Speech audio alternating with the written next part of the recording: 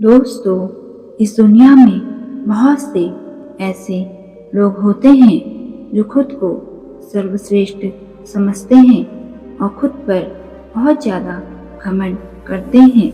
आज की कहानी भी एक ऐसे लड़के की है जो खुद पर बहुत घमंड करता था, लेकिन एक दिन उसका घमंड तो शुरू करते हैं।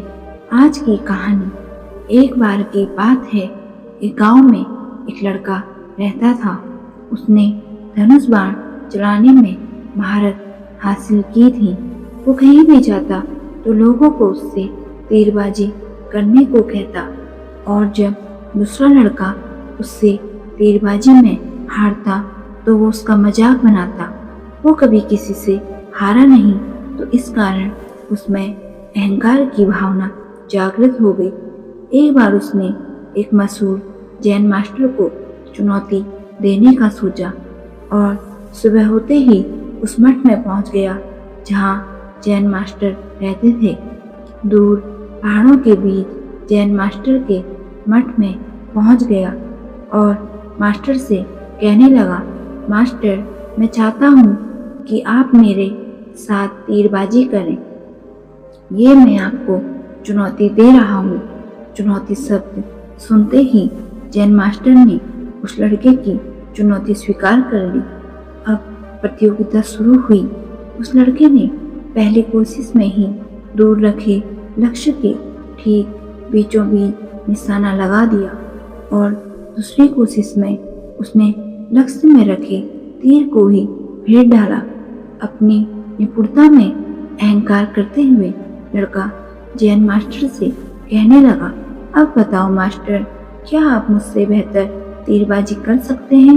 अगर कर सकते हैं तो करके दिखाइए, अगर नहीं तो कह दीजिए मैं नहीं कर सकता, मैं तुमसे हार गया। तब जैन मास्टर ने उस लड़के से कहा, तुम मेरे पीछे आओ। लड़का उनके पीछे पीछे जाने लगा। मास्टर चलते चलते मठ से बहुत दूर चले गए। वहाँ एक बहुत भयानक खाई थी। अब वो लड़का खाई को देखकर बहुत ज़्यादा डर गया और जैन मास्टर से कहने लगा, अरे मास्टर, आप मुझे कहाँ ले जा रहे हैं? तो मास्टर ने कहा, अरे डरो नहीं, हम बस पहुँच गए हैं। बस अब हमें इस जर्जर पुल के बीच से गुजरना है।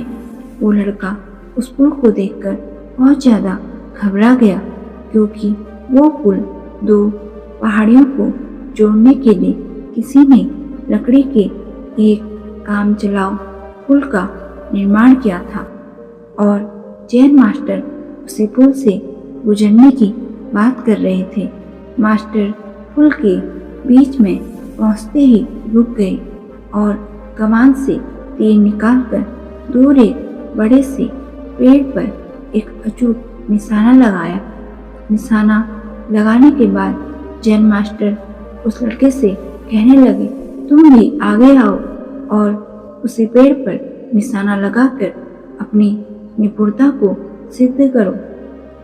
वो लड़का डरते डरते आगे की ओर बढ़ा और डरते डरते कमान से तीर निकालकर निशाना लगाने लगा, लेकिन इस बार उसका निशाना लक्ष्य के आसपास भी नहीं लगा।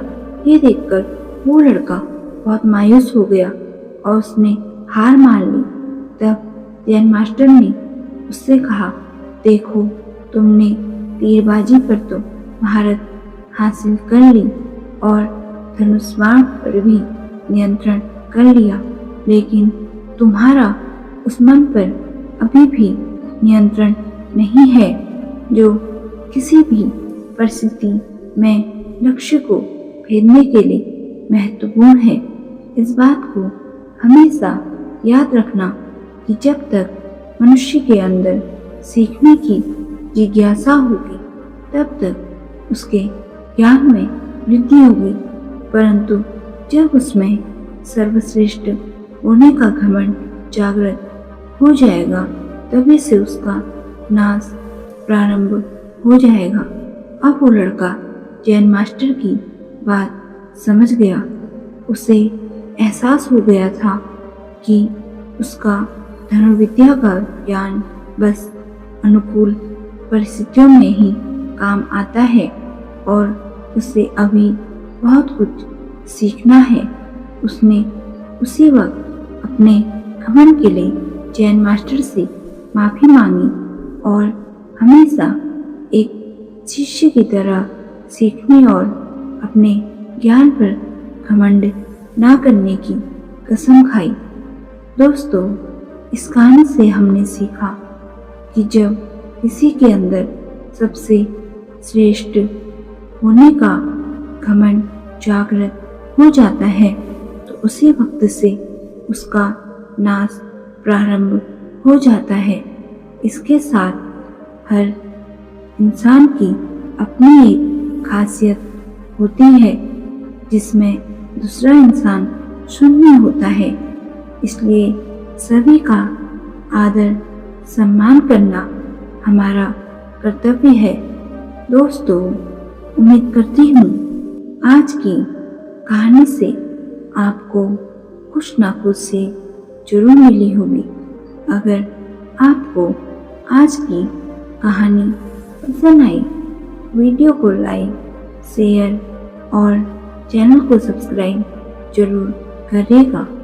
तो मिलते हैं दूसरी कहानी में। तब तक के लिए अपना और अपनों का ख्याल रखें और खुश रहें।